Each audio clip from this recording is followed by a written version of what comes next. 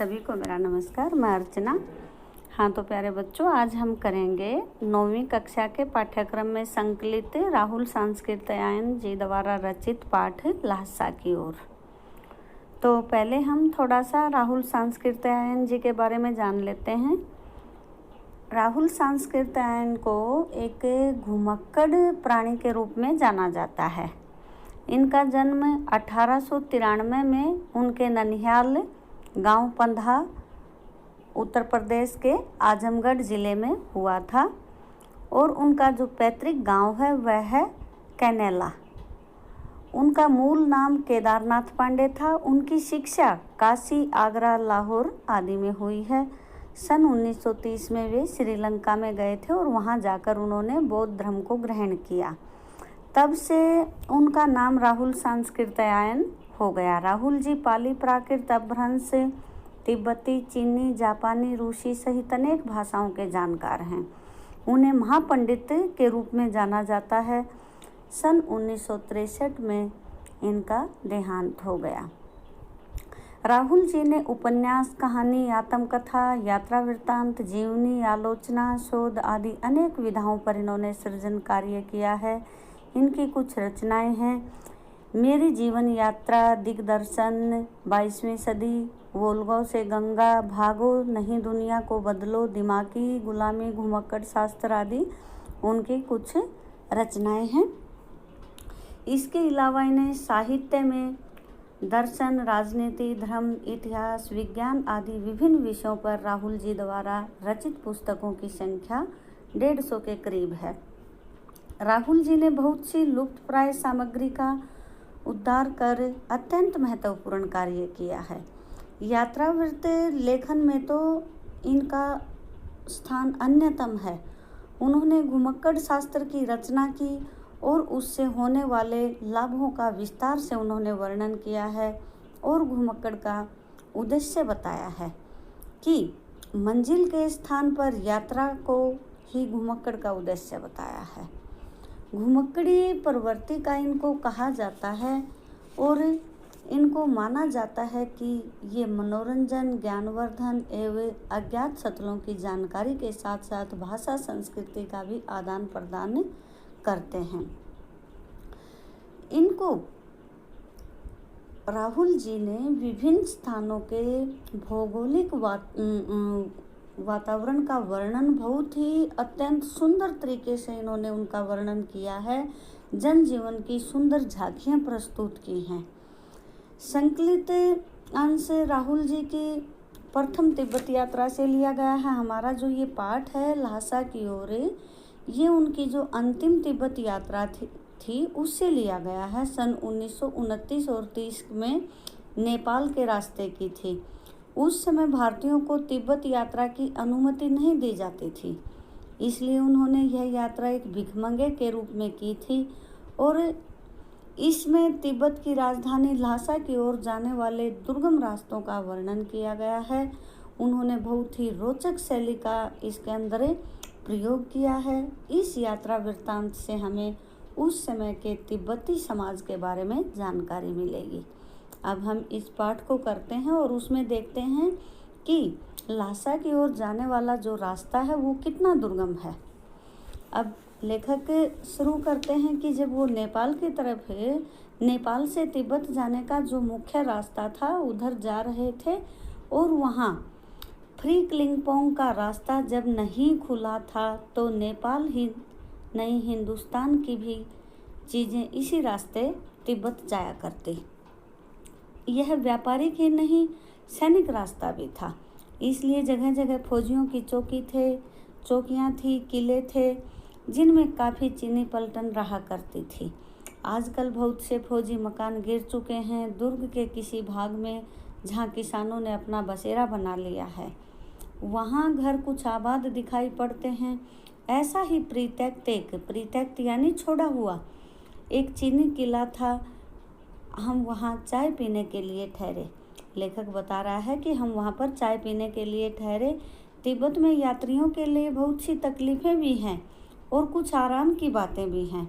वहाँ जाति पाति को कोई नहीं पूछता, छुआछूत का तो कोई नाम ही नहीं है। न औरतें पर्दा करती हैं। बहुत निम्न श्रेणी के भिखमंगे को लोग चोरी के डर से बस घर के अंदर नहीं आने देते। नहीं तो आप बिल्कुल घर के अंदर तक जा सकते हैं, चाहे आप बिल्कुल अपरिचित ही क्यों न हो।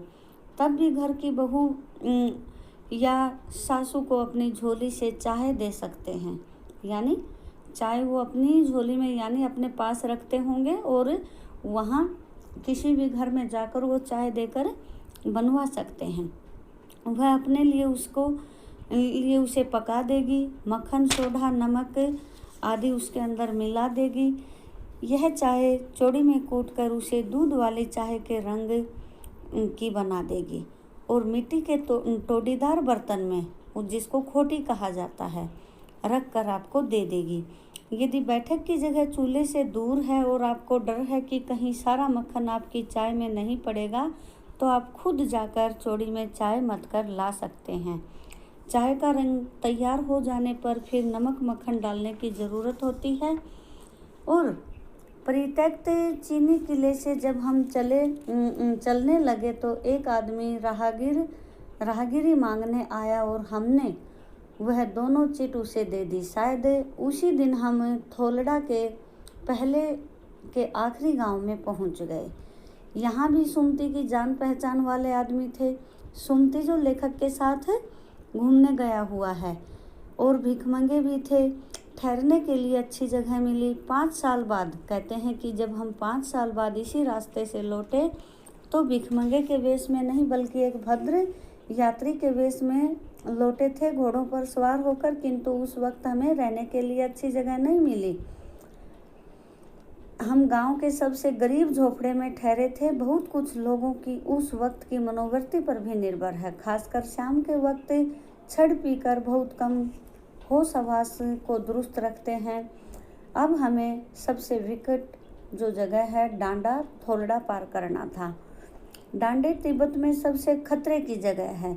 16-17 हजार फीट की ऊंचाई होने के कारण उनके दोनों तरफ मीलों तक कोई गांव गिराव नहीं होते। नदियों के मोड़ और पहाड़ों के कोने के कारण बहुत दूर तक आदमी को देखा नहीं जा सकता। डाकुओं के लिए यही सबसे अच्छी जगह है।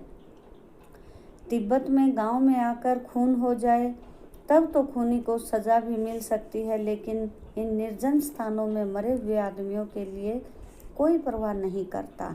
सरकार खुफिया विभाग और पुलिस पर उतना खर्च नहीं करती। वहाँ गवाह भी तो नहीं मिल सकता। डकैत पहले आदमी को मार डालते हैं, उसके बाद उससे कुछ पैसा वगैरह लेते हैं।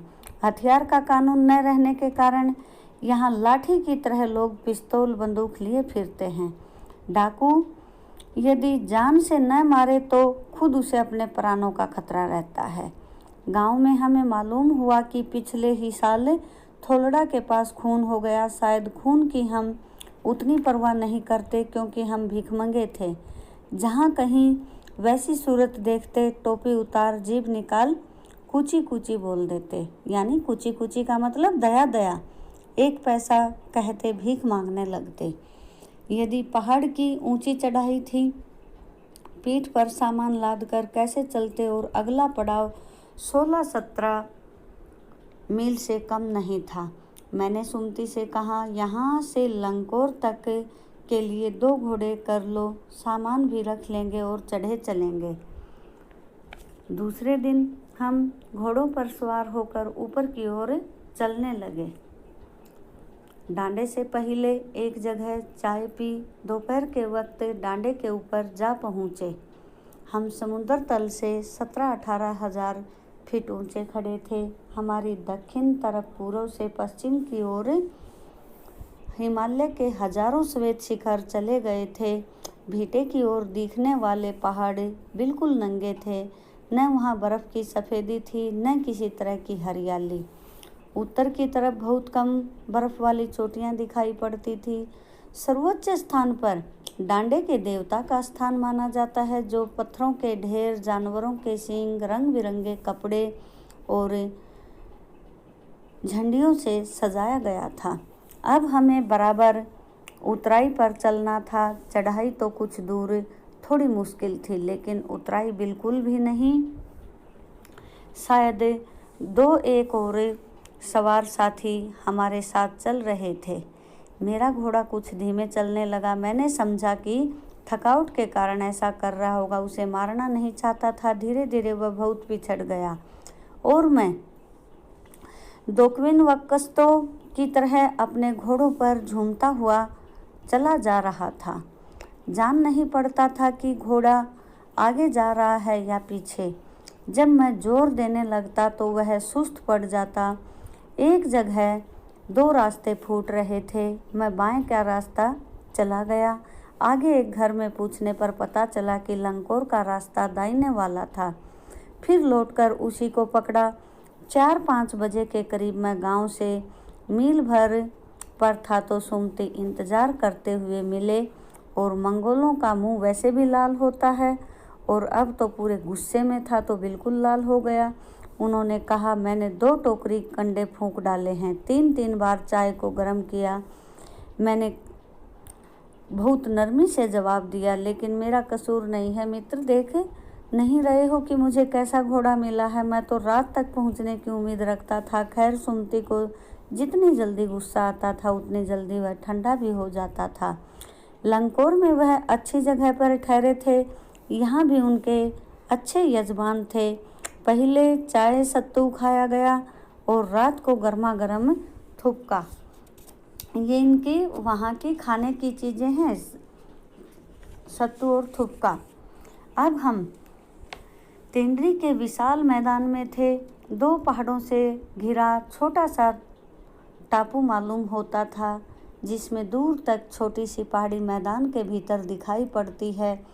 उसी पहाड़ी का नाम है तेंड्री समाधिगिरी।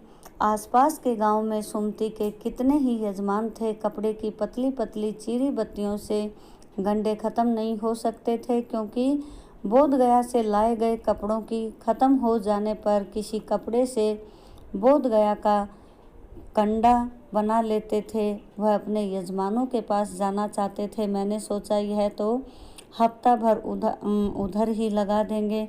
मैंने उनसे कहा कि गांव में ठहरना तो उसमें भले ही गंडे बांट लो, मगर आसपास के गांव में मत जाना। इसमें तो मैं तुम्हें लहासा पहुंचकर रुपए दे दूंगा। सुमति ने स्वीकार किया। दूसरे दिन हमने भरिया ढूंढने की कोशिश की। भरिया यानी उनका बोझा उठाने वाला, लेकिन कोई न मिला। सवेरे ही चल दिए होते तो अच्छा था, लेकिन 10-11 बजे की धूप में चलना पड़ रहा था। तिब्बत की धूप भी बहुत कड़ी मालूम होती थी। यद्यपि थोड़े से भी मोटे कपड़े से सिर को ढांक लें तो गर्मी खत्म हो जाती है। आप 2 बजे सूरज की ओर मुंह करके चल रहे हैं। ललाट धूप से जल रहा है, ललाट यानी माथा, और पीछे का कंधा बर्फ हो रहा है। फिर हमने पीठ पर अपनी अपनी चीज़ें लादी, डंडा हाथ में लिया, चल पड़े। यद्यपि सुमति के परिचित टिंगरी में भी थे, लेकिन वह अब एक और यजमान से मिलना चाहते थे। इसलिए आदमी मिलने का बहाना कर शेखर विहार की ओर चलने के लिए कहा। तिब्बत की ज़मीन बहुत ही छोटे बड़े जमींदारों से, जागीरदारों से में बटी हुई है। इन जागीरों का बहुत ज़्यादा हिस्सा मठों के हाथ में है। अपनी अपनी जागीर में हर एक जागीरदार कुछ खेती खुद भी कराता है, जिसके लिए मजदूर बेगार में मिल जाते हैं। बेगार यानी बिना वेतन दिए। खेती का इंतजाम देखने के लिए वहाँ कोई भिक्षु भेजा जाता है, जो जागीर के आदमियों के लिए राजा से कम नहीं होता। शेखर की खेती के मुखिया भिक्षु बड़े भद्र पुरुष थे। वह बहुत प्रेम से मिले। हालांकि उस वक्त मेरा भेष ऐसा नहीं था कि उन्हें कुछ भी ख्याल करना चाहिए। यहाँ एक अच्छा मंदिर था, जिसमें बुद्ध वचन की अनुवाद की हुई कुंजर की हस्तलिखित 103 पोथियाँ रखी हुई थी और मेरा आसन भी वहीं पर लगा हुआ था। वह मोटे कागज़ पर अच्छे अक्षरों में लिखी हुई थी। एक एक पोथी 15-15 शेर से कम नहीं होगी। सुमति ने फिर आसपास अपने यजमानों के पास जाने के बारे में पूछा। मैं अब पुस्तकों के भीतर था, इसलिए मैंने उन्हें जाने के लिए कह दिया। दूसरे दिन वह गए। मैंने समझा 2-3 दिन लगेंगे, लेकिन वह उसी दोपहर बाद चले आए। टिंगरी गांव में वहाँ बहुत दूर नहीं था। हमने अपना अपना सामान पीठ पर उठाया और भिक्षु नमसे से विदाई लेकर वहाँ से हम चल पड़े। तो आपने देखा इस पाठ के अंदर बहुत ही अच्छे तरीके से वहाँ के शब्दों का वर्णन किया है। उनकी जो देसी जो भाषा है उसका वर्णन लेखक ने इसके अंदर किया है। उनकी जगह में जिन शब्दों का प्रयोग होता है उनकी बोली का प्रयोग इसके अंदर किया है। तो भाषा बहुत ही उचित, सरल, सहज और भावों के अनुकूल भाषा का प्रयोग इसके अंदर किया गया है और साधारण बोलचाल की भाषा का प्रयोग इसमें किया गया है। तो आप इस पाठ को बड़े ध्यान से पढ़ें, इसके प्रश्न उत्तर करें। मैं उम्मीद रखती हूँ कि आपके समझ में ये आ गया होगा, और नहीं भी आया हो तो आप वीडियो को 2-3 बार सुनें और अच्छे से समझें। धन्यवाद।